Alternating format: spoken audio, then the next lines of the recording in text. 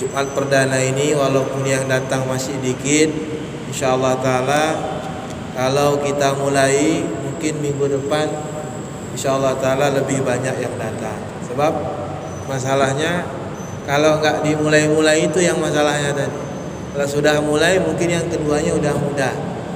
Selawat juga serta salam, marilah ibu-ibu sekalian kita perbanyak kepada Rasulullah sallallahu alaihi wasallam, karena dengan memperbanyak selawat kepada Rasulullah sallallahu alaihi wasallam Allah akan angkat derajat kita, dan yaumil kiamat kelak Allah Subhanahu wa taala akan berikan syafaat nabinya dengan izinnya.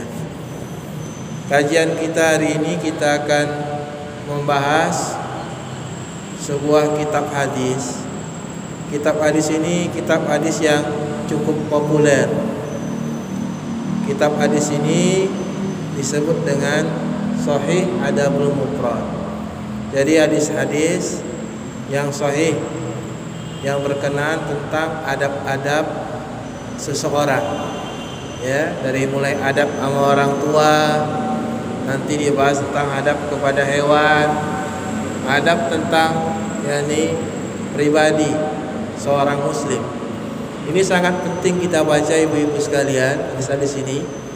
Apalagi di zaman sekarang ini kemunduran akhlak atau moral di zaman kita ini kan semakin jauh, ya.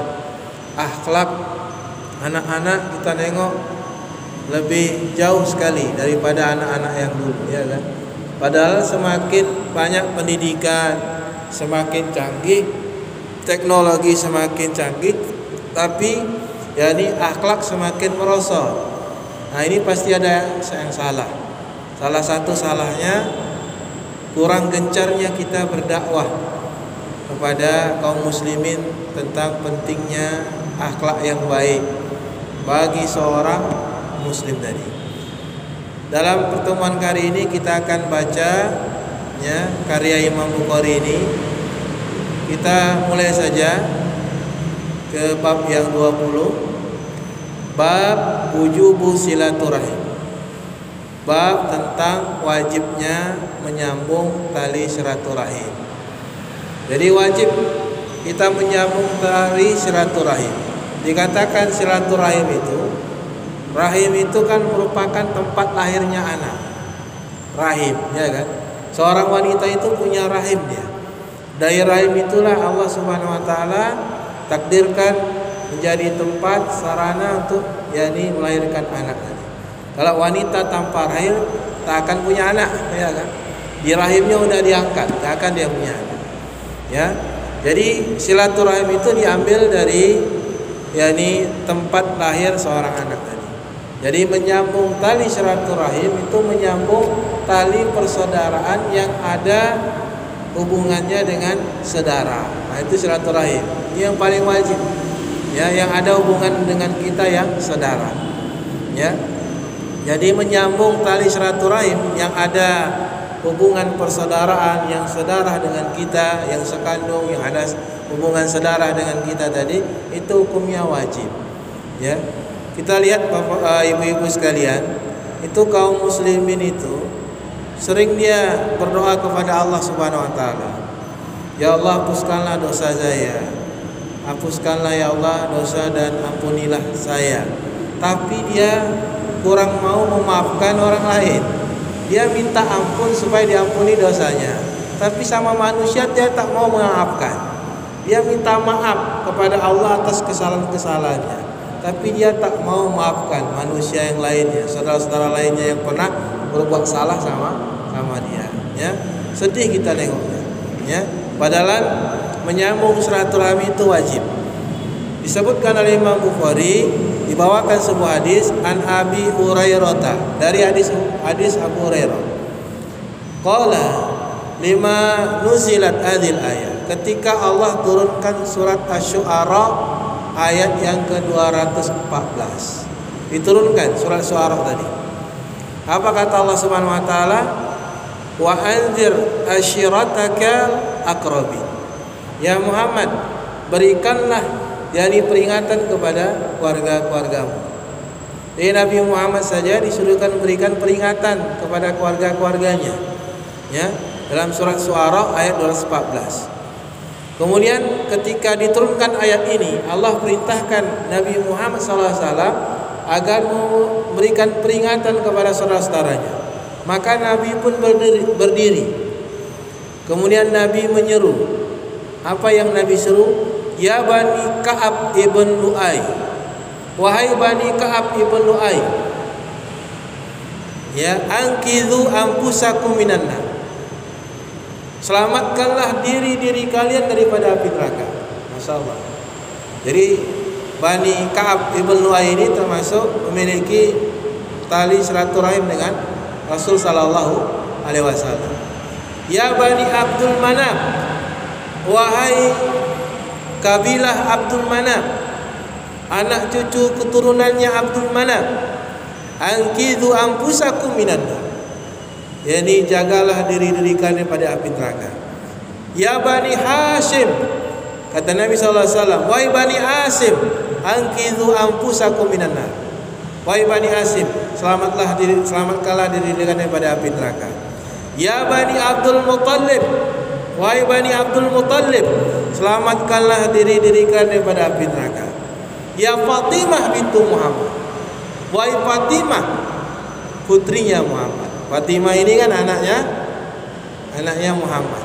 Angkidhi nafsaka minan nar, selamatkanlah dirimu daripada api neraka. Fa inni la amliku laka minallahu sa'yan, karena saya tidak akan bisa membelamu nanti yaumil kiamat sedikit pun di hadapan Allah. Masya Allah ya, anak Nabi sekalipun ya, kalau tak bisa menyelamatkan dirinya dari azab Allah, Nabi pun tak bisa menebusnya. Nabi tak bisa menebusnya. Ya. Ghaira anna lakum rahman saubiluha bibaliha. Ya, sesungguhnya aku, kata Rasulullah SAW, bagi kalian itu ya sebagai rahmat yang bisa memercikkan bara api. Jadi Rasulullah SAW itu di keluarganya itu adalah sebagai rahiman yang menyambung silaturahmi, yang bisa memadamkan bara api. Jadi Rasul itu bisa mendamaikan dia. Ya, Rasul SAW bisa mendamaikan. Kabilah ini ribut, kabilah ini ribut. Ya, datang Rasul bisa semuanya bersatu, bisa damai semuanya, karena Rasul adalah penyambung silaturahim ya di kalangan orang-orang yakni Quraisy. Betul-betul ya, kalau kita kan payah ya menyatukan saudara kita tuh sulit. Jadi hadis ini menunjukkan kepada kita ibu-ibu sekalian bahwasannya wajib kita menyambung tali silaturahmi. Yang kedua, ya, hubungan nasab sekalipun dengan Nabi SAW hanya sekedar hubungan nasab atau keturunan Nabi SAW, ya, tidak serta merta bisa menyelamatkan daripada azab Allah. Yang bisa menyelamatkan dari azab Allah adalah ketakwaan kita kepada Allah. Sampai Rasul katakan kepada Fatimah, selamatkanlah dirimu daripada api neraka. Ya, karena aku tidak bisa membela engkau di hadapan Allah Subhanahu wa taala. Jadi garis keturunan Nabi pun tidak ada yang menjamin selamat daripada azab Allah kalau meninggalkan perintah Allah. Kalau berbuat maksiat, walaupun dia punya garis keturunan Nabi, Nabi juga tak bisa membelanya nanti di hadapan Allah Subhanahu wa taala. Apalagi yang bukan keturunan Nabi. Ya, itu dia. Yang bukan keturunan Nabi saja, Nabi tak bisa menjamin, apalagi yang bukan keturunan Nabi. Anaknya langsung pun tak bisa Nabi menjaminnya. Maka ibu-ibu, mari kita bertakwa kepada Allah Subhanahu wa taala. Kemudian qala Imam Bukhari rahimahullahu taala, bab silaturahim. Bab tentang silaturahim, bab 21. Ya, ditekankan lagi. An Abi Ayyub Al-Ansari, dari Abu Ayyub Al-Ansari, anna Arabiyan arada lin Nabi sallallahu alaihi wasallam fi maisiri. Ya, adalah Nabi Shallallahu dari Abu Ayyub Ansari bahwasanya ada orang Arab Baduy, ya, yang dia berjumpa dengan Nabi SAW di satu perjalanan. Arab Baduy. Jadi yang dikatakan dengan Arab Baduy itu, ya, itu Arab pegunungan. Suatu hari dia berjumpa dengan Nabi SAW. Faqala, kemudian orang Arab Baduy ini mengatakan, akhbirni ma yuqarribuni minal jannah.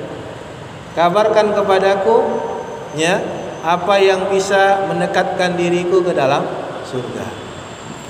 Wa yuba'idni minan nar, dan katakan kepadaku ya Nabi, apa yang bisa menjauhkanku daripada api neraka. Qala, berkata Nabi sallallahu alaihi wasallam, ta'budullaha wa la tusyriku bi syai'a. Beribadahlah kepada Allah Subhanahu wa taala, jangan melakukan kesyirikan sedikit pun. Nah, ini yang pertama. Kalau kita ingin masuk surga, ibu-ibu sekalian, beribadah kepada Allah, mentauhidkan Allah, jauhi kesyirikan. Ya. Kemudian yang kedua, wa tuqimas shalah. Kemudian menunaikan sholat. Sholat ditunaikan, jangan ditinggal. Ya, kalau kita ingin masuk surga dan ingin dijauhkan daripada api neraka. Wa tu'tiz zakah. Tu'tiz zakah, tunaikan zakat. Zakat itu ada dua, ada zakat yang wajib, ada zakat yang sunnah. Zakat yang wajib zakat harta, zakat fitrah, ya. Zakat harta, zakatul fitrah atau zakatul fitr. Ya, kalau zakat yang sunnah, infak, sedekah, zakat juga dia, tapi yang sunnah. Watasilu rahim, dan sambunglah tali silaturahmi. Jangan sampai kita putus, ibu-ibu sekalian. Ya, silaturahmi tak boleh kita putuskan.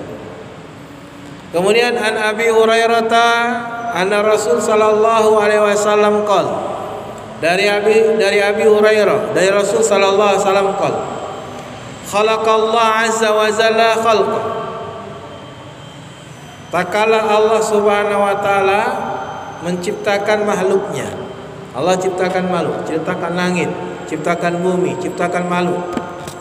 Falamma faragha minhu qamat rahim. Maka takala Allah selesai menciptakan makhluknya tadi, tiba-tiba rahim. Rahim itu Allah yang ciptakan. Rahim yakni berkata, ya.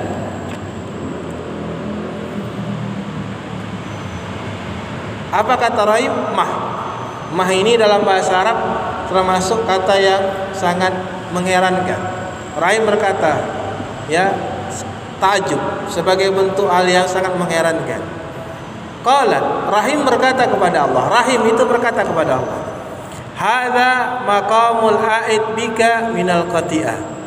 Rahim ini, ya, sesungguhnya rahim ini sebagai pelindung, ya, pelindung aku dengan, ya, ini orang-orang yang memutuskan silaturahim tadi. Ya, kemudian Allah berkata, alla tardina an usala man wasalaka wan uqti'a man qata'aka. Tidakkah engkau ridha wahai rahim, kata Allah. Rahim berkata, Allah berkata kepada rahim, ya, tidak